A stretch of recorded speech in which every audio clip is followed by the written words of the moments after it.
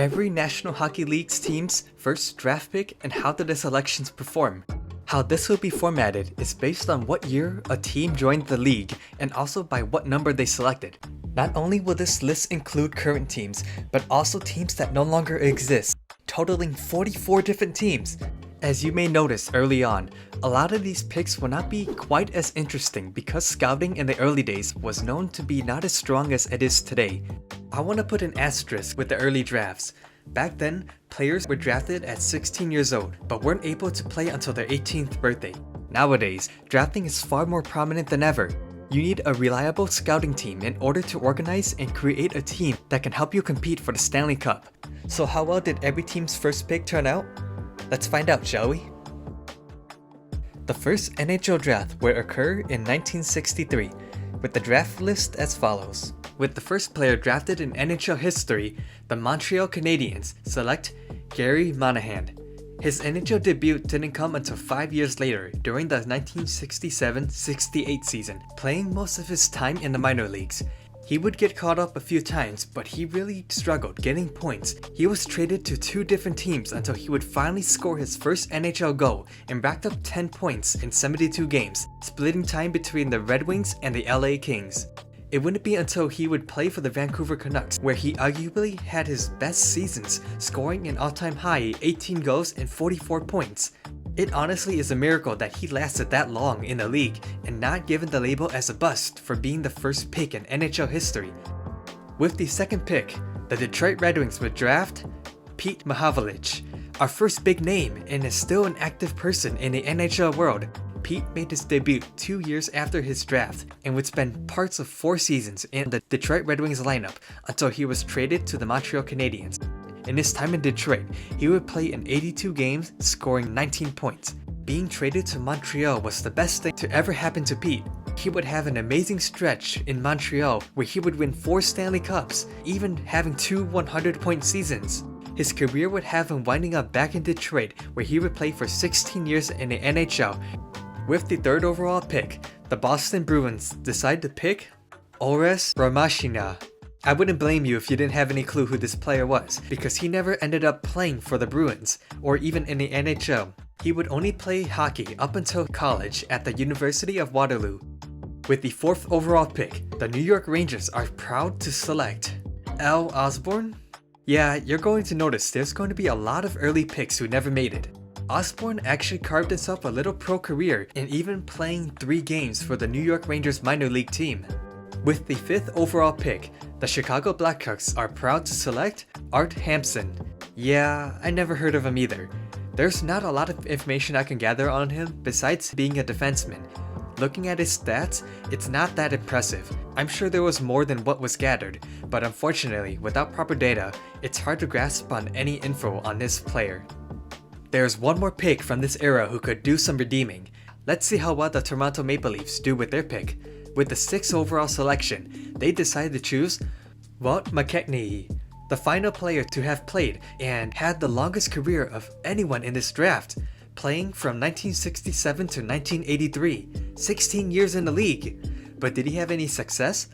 Ironically, he didn't start his career with the Maple Leafs, but actually with the Minnesota North Stars. He would spend most of his career on struggling franchises such as the California Golden Seals, the 1970s Red Wings, the Cleveland Barons, and the Colorado Rockies. He did have a career year that led his team with 82 points, but during his entire career, he would only make the playoffs once, ironically with the Toronto Maple Leafs. A very good career for a player being picked 6th overall, and was also the last active player of this draft class. In 1967, 6 new teams were added to the league. The LA Kings had the honors of getting the 1st overall pick. They select Rick Pagnodi, another player who never played in the NHL. He did play for the Kings minor league team, but he spent most of his time in the AHL for a span of 11 years. The Pittsburgh Penguins were the next team to have the honors of the 2nd overall pick. With their pick, they choose Steve Rexy, a goalie who also never got the chance to play in the NHL, spending all of his time in the minor leagues, playing for an impressive 11 years as well. There was a situation where the St. Louis Blues had 3rd overall, however, the player they selected wasn't eligible to be selected, which gives the Oakland Seals the 3rd overall pick. and with their selection, they would pick Ken Hicks. He, like many others on the list, would also never make the NHL. Up next, the Minnesota North Stars. With the 4th overall selection, they would choose Wayne Chessman, another player who never made it to the big leagues and played parts of 14 years of hockey. So far, every team's first pick from the 1967 expansion had no luck in drafting any players that made the NHL, but that's about to change with the Philadelphia Flyers. With the 5th overall selection, the Flyers select Sergei Bernier. For those who are old enough to have watched the World Hockey Association, people will know Bernier as a WHA superstar for the Quebec Nordiques.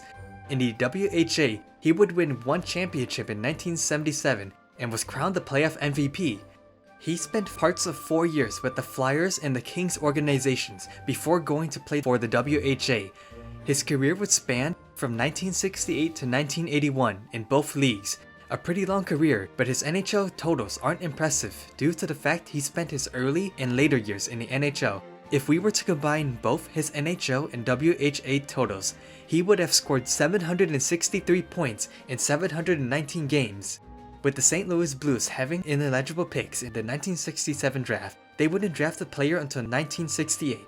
With their first pick in the 1968 entry draft, they would select 6th overall. With this pick, the St. Louis Blues would select goaltender Gary Edwards. He played 12 games for the Blues for his entire career. It wouldn't be until he was traded to the LA Kings, where he had his best years as a goaltender, nicknamed Gary Scoop Edwards. He had a career year in the 1974-75 season as a backup with a 15-3-8 record. He would finish his career with below average stats, but was still a serviceable goaltender for 14 years in the league. With the 1970 expansion, there would be 2 new teams introduced, both being the Buffalo Sabres and the Vancouver Canucks, with Buffalo having the honors with the 1st overall pick. This is where the draft would become more prominent. With the first pick, the Buffalo Sabres choose Gilbert Perreault. Not only was he part of the Sabres' legendary French connection line, but he also played his entire career with the Sabres franchise. His awards include a Calder Trophy as Rookie of the Year and a Lady Byng Trophy. He played in 6 All-Star games and been in the top 10 of Hart voting as the MVP 4 times, with his best season with 44 goals and 113 points. He would never win a Stanley Cup, but he has produced 1,326 points, which ranks him 35th all-time. With the second pick, the Vancouver Canucks choose Dale Talon, a defenseman who put up good numbers ranging from 40 to 50 points per season, representing the Canucks in 2 All-Star games. He would play in 10 NHL seasons and upon retirement would get into broadcasting. He didn't win any hardware as a player, but is more well known as his role in management. He served as a Chicago Blackhawks manager from 2005 to 2009. He also served as the general manager for the Florida Panthers and is currently a senior advisor and a pro scout for the Vancouver Canucks. By 1972, it seemed that there were 2 expansion teams introduced every 2 years throughout the early to mid-70s. The next pair of teams to be introduced are the New York Islanders and the Atlanta Flames, with the Islanders getting the 1st overall pick. They would select Billy Harris. He would unfortunately be forgotten by hockey fans due to the fact that he was traded the same season the Islanders would go on to win their first Stanley Cup, but he is still remembered by Islanders fans and for helping grow from their initial days as an expansion franchise to a dominant team in the late 70s and early 80s. During his prime with the Islanders, he would be a 60-70 point producer and led the team in their early years until they became a powerhouse dynasty in the early 80s. With the Atlanta Flames' 2nd overall pick, they would decide to choose Jacques Richard. Having one of the most interesting NHL careers yet on this list, he struggled a lot when he began playing his first 6 seasons in the league, splitting time with the Atlanta Flames and Buffalo Sabres. It wasn't until he started playing for the Quebec Nordiques was when he exploded. That following season, he dominated his previous records, scoring an all-time high 52 goals and 103 points. He, however, would never be able to live up those kinds of standards again, and ended up retiring in just 2 years after that historic year. Roughly 30% of his points came from that 1 year alone. So what happened? Unfortunately, a combination of serious injuries, a struggle with alcohol, gambling, and drugs would lead to his downfall. Sadly, in 2002, he would pass away in a car accident on the night of his 50th birthday. The next pair of teams to be introduced are the Washington Capitals and the Kansas City Scouts. The Capitals would have the honors of picking first overall. With their pick, they would select Craig Jolly. When it comes to looking at the worst first overall picks, Greg Jolly is a name that would appear on a few lists. He would get to play in 44 games in their inaugural season, producing 8 points, with a plus and minus ratio of -69. It seems that the Capitals rushed their prospect and was already setting him up for failure. The following season, the Capitals would show little improvement. Greg played in 54 games, this time producing 25 points. Not bad for a second-year defenseman with one of the worst teams in the league. But he had still recorded a -46. He would get moved to the Detroit Red Wings the following season and only regressed, playing in parts of 6 seasons for the Red Wings. The Kansas City Scouts had the second overall selection. With their pick, they would select Wilf Payment. He was a dominant power forward, scoring roughly a point per game, who played for the Scouts and was the captain during the time with the Rockies. He often played with struggling franchises for his entire career. A very controversial player during his time, he would also fight a ton, even getting suspended for nearly ending Dennis Panalich's career on a slash to the head. With the Kansas City Scouts' relocation to Colorado in 1976, the franchise would be renamed the Colorado Rockies. With this new franchise, they would select second overall. With their pick, they would choose Barry Beck, an underrated defenseman who would be a 50-60 point producer and was also a top 10 Norris finalist 3 times. He would play for the Rockies franchise for 2.5 seasons until he was traded to the New York Rangers, where he would thrive. Unfortunately, shoulder injuries would lead him to have a decline in production in his later years. As of today, he is residing in Hong Kong and is the head coach for the Hong Kong men's national ice hockey team. With the California Golden Seals relocation in 1977, they would find a home in Cleveland, Ohio. With their first selection, they would pick 5th overall, selecting Mike Crombeen. He spent only 1 season with the Barons before they were absorbed to the North Stars. Crombeen would find himself unprotected and was picked up by the St. Louis Blues in the dispersal draft, mainly playing as a death row. His career would last 8 years in the league. In 1979, with the struggles of the WHA, a deal was made to merge the league with the NHL, carrying over 4 of the 6 remaining franchises over. Unfortunately, WHA teams didn't get special treatment, so their picks wouldn't come until later in the draft. But would that prevent them from drafting good players? With the 18th overall pick, the Hartford Whalers would select Ray Allison. He had high expectations before making his debut and was looked at as a future face of the franchise. Unfortunately, his rookie season didn't live up to expectation, scoring 28 points in 64 games. After only spending parts of 2 seasons with the Whalers franchise, he would be moved to the Philadelphia Flyers, where he would thrive, with his first season scoring 54 points in 51 games. But just as he found his footing, he would suffer a broken ankle. He would never regain a regular spot for the Flyers roster again. With Winnipeg selecting 19th overall, they would pick Jimmy Mann.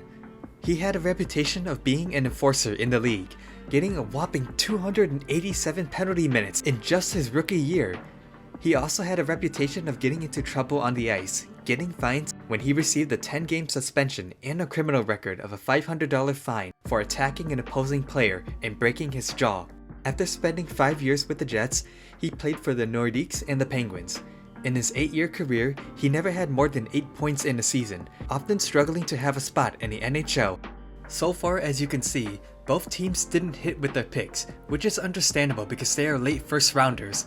But this will change with these next 2 picks. With the 20th selection in the 1979 draft, the Quebec Nordiques are proud to select Mikel Goulet. He was a mainstay for the Nordiques, scoring his best tally in the 83-84 season with 56 goals and 66 assists. From 1981 through 1988, Goulet averaged over 50 goals and over 100 points, even appearing in 5 All-Star games. Unfortunately, his career would be cut short at the age of 33 years old. He would suffer a severe concussion after crashing into the boards. After his retirement, his number would be retired by the Quebec Nordiques, and in 1998 would be inducted into the Hockey Hall of Fame. With the 22nd pick, the Edmonton Oilers select Kevin Lowe. Arguably as one of the best defensive defensemen of the Oilers dynasty, winning 5 Stanley Cups with the Oilers and 1 Stanley Cup with the Rangers. He wasn't known as a point producer, but a player who was always smart on his end of the ice, playing a total of 17 years in the NHL with over 1,200 games played and 214 games in the playoffs, which is 14th all time. Not only did he win 6 Stanley Cups, but his achievements also include playing in 7 All-Star games, winning the King Clancy for his leadership and humanitarian contribution, and was inducted into the Hockey Hall of Fame in 2020. In 1980, the Atlanta Flames would relocate to Calgary in Alberta, Canada. With their first pick in the draft, they would select 13 overall, selecting Denis Cyr. Denis began his career with a promising start, but in his 3rd season showed regression, unable to retain a roster spot in the NHL for long periods of time, playing a total of 193 games with 84 points. With the relocation of the Colorado Rockies in 1982, they would relocate to New Jersey to become the Devils and had the 8th overall selection. With that pick, they selected Rocky Trottier, the younger brother of Hall of Famer Brian Trottier. His first year would see him play 5 games in the 1983-84 season, scoring a goal and an assist for 2 points. That lone goal would also be the first goal in Devils history to have been scored by a penalty shot. His opponent who attempted to block a shot? None other than Wayne Gretzky. Not bad of a start, especially if you were able to produce a penalty shot against the Great One. He would frequently get called up to the Devils lineup, but failed to make an impact. His career may have not been long in the league, but boy, did he leave an impression. We are now entering the 1990s and early 2000s expansion. The first team from this new expansion would be the San Jose Sharks, beginning in the 1991-92 season, and were awarded the 2nd overall pick. They would select Pat Falloon, a dominant goal scorer in Major Junior and a Memorial Cup MVP before getting drafted. His first season as a Shark would show promise as a 19-year-old, leading the team with 25 goals and 59 points. Unfortunately, that would be his best season of his career. After 4 years as a San Jose Shark, he would be traded to the Philadelphia Flyers. He would struggle from then on out, bouncing around 3 additional teams until the 1999-2000 season. A solid career as an NHL player, but not exactly 2nd overall caliber material. The next team to be awarded expansion would come the following year, that being the city of Tampa, Florida, being awarded an expansion team to be called the Tampa Bay Lightning. They would have the honors of selecting 1st overall in the 1992 draft, selecting defenseman Roman Hamrlik. Nicknamed the power play quarterback, he was known as a defenseman who often took an offensive role for his team, scoring a career-high 16 goals and 65 points in the 95-96 season. After 6 years in Tampa, he would move on to various teams, improving his defensive game. He would play up until his last game in the 2012-13 season as a New York Ranger and had an impressive 20-year-long career. He never won any hardware in the NHL, but he did participate in 3 All-Star games with 3 separate teams, even winning gold playing for the Czech team in the 2002 Winter Olympics, and is in the Czech Hockey Hall of Fame. With the new incarnation of the Ottawa Senators, the team would select 2nd overall, and they would pick Alexei Yashin. He would become an immediate superstar in his debut in the NHL, always producing at a high rate of around 30 to 40 goals and 70 to 80 points, but there was always an ongoing issue during Yashin's career off the ice. He was a player who knew his value, but unfortunately, this would also cause his downfall in his career in the public eye, finishing off his career as a New York Islander, spending 12 seasons in the league. Not bad point totals, since his last season saw him scoring 50 points in 58 games. But his reputation as a player and teams not offering what he demanded would cause him to leave the NHL early. In 1993, 2 new expansion teams will be formed, the Mighty Ducks of Anaheim and the Florida Panthers, getting to select 4th and 5th overall. The Mighty Ducks of Anaheim choose Paul Kariya, a legendary college player at the University of Maine. His first 7 years in the league would show that he was a very skilled player for the Ducks, recording over a point per game in each of those seasons. Unfortunately, the game was not built to be a speed game, which hindered his abilities. Suffering from injuries and concussions, after 8 years with the Ducks, he would move on to various teams and ended up with the St. Louis Blues in his final years, where he would be forced to retire after his final concussion. He played for 15 years in the league, winning 2 Lady Byng trophies as the most gentleman-like player, 1 Olympic gold medal, was a 7-time All-Star, and was inducted into the Hockey Hall of Fame in 2017. The next team to gain an NHL franchise would be another Florida-based team in Miami, now located in Sunrise, Florida, selecting Rob Niedermayer, the younger brother of Hall of Famer Scott Niedermayer. Rob would have an impressive long career in the league, just like his brother. His best season came in his 3rd season as a Panther, scoring 61 points for the team. That year would also see him be a major contributor in the playoffs, helping the Panthers reach the finals. Unfortunately, his team would lose, but he would get another chance, now playing for the Mighty Ducks 8 years later, ironically against his brother. He would come close, but would lose in a hard-fought Game 7. His 3rd attempt in the Stanley Cup Finals will come again 3 years later, still with the Ducks franchise, and this time with his brother on the team, and would finally succeed in hoisting the Stanley Cup. He was never a scorer, but thrived as a physical bottom forward for his entire career.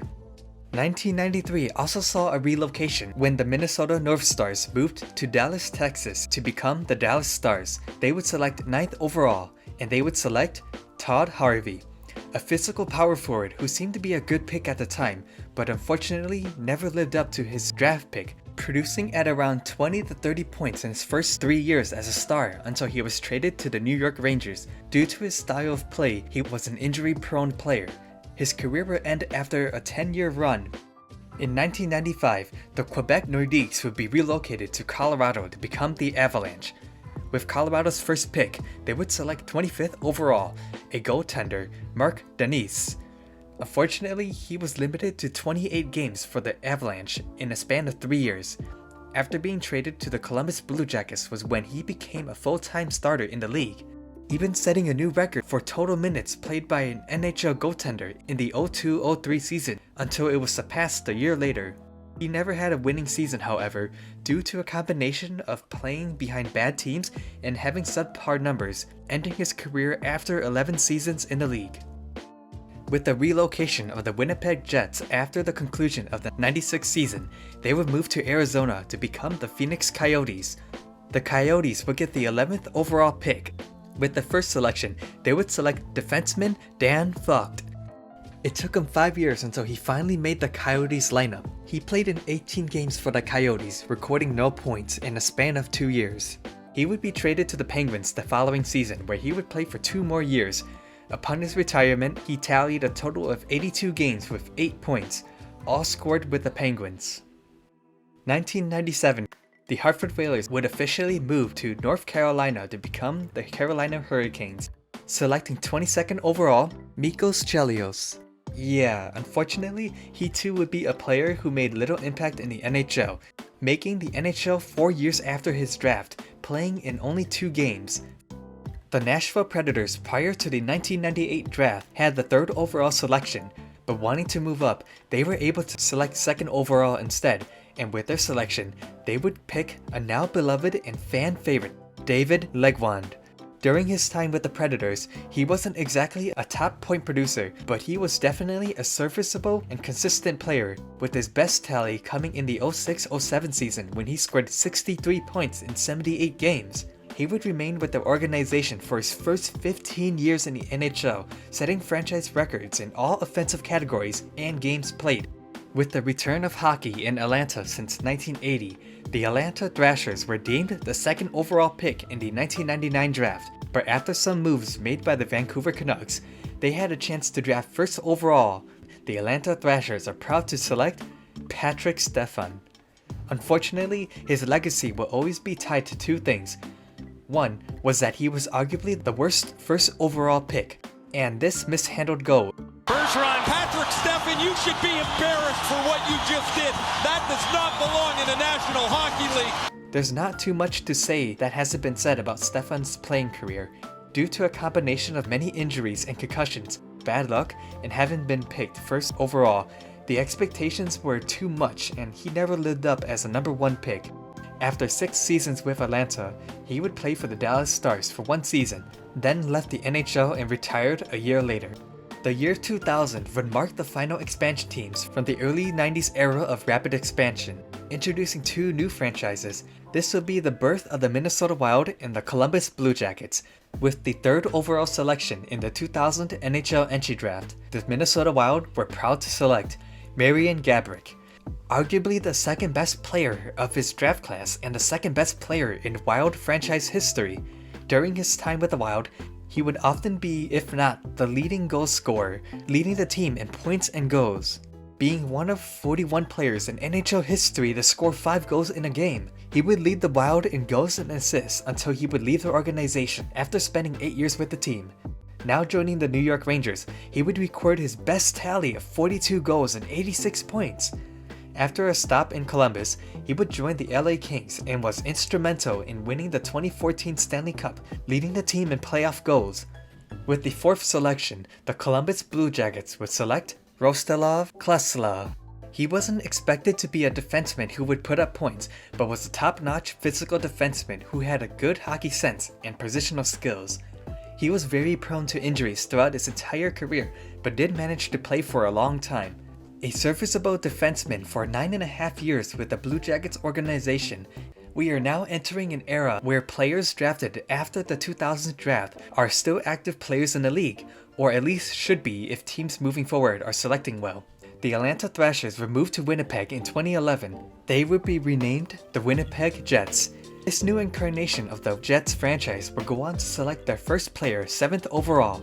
They would select Mark Scheifele, a player who is still currently playing for them. Having played in 12 seasons, all with the Jets franchise, Scheifele has always been a reliable player and arguably the most consistent player on the team, often guaranteeing around a point per game and is good on both ends of the ice. It's a guarantee that Scheifele will be playing for the next couple of years, but will he remain as a Jet? Only time will tell. For the first time in 17 years, the NHL would award a new NHL team, in which they would become the Vegas Golden Knights. Selecting 6th overall, they would pick Cody Glass, a player who found his struggles in the league since getting drafted. He would eventually make his debut for the Knights in the 2019-20 season, where he would record 12 points in 39 games. The next year, he would split some time between the Golden Knights and their minor league affiliate. Keep in mind, we're heading towards his 5th year since his draft. So far, we've seen little progression in his game. It seemed the Golden Knights also couldn't wait, as they would trade him to the Nashville Predators following that off-season. Glass would struggle immensely, as he only produced 1 point in 8 games when he played for the Predators. It started looking like this would be his last time in the league. Fortunately, just this past season, we would get to see how well he can be, making that lineup and producing 35 points, all-time highs in his career. He may not have lived up to the 6th overall pick just yet, but there is still more potential in his game. It all comes down to this: the most recent expansion team to be introduced to the NHL, the Seattle Kraken. They were awarded the 2nd overall selection in the 2021 draft. With the Kraken's first pick in franchise history, they would select Matthew Beniers. Every hockey fan watching the Seattle Kraken knows how well Beniers has performed this past season, producing 57 points in 80 games, the most points from this season's rookie class, and recently just won the Calder Trophy as Rookie of the Year. It is likely he'll have a long career in the NHL, and many others are looking forward to seeing his progression. Thank you to everyone who's made it this far. If you are still here, please make sure to consider liking and subscribing for more content like this one. I hope this video was informative and that you learned something new about each franchise's first pick. It was a very long one to do. There's still a lot of potential for new teams in the future, with hints that maybe old teams can return. Who knows, maybe I'll be revisiting this list, which will include a new team, that being Expansion or Relocation. It's not like we'll be having a team move in the next few years, right?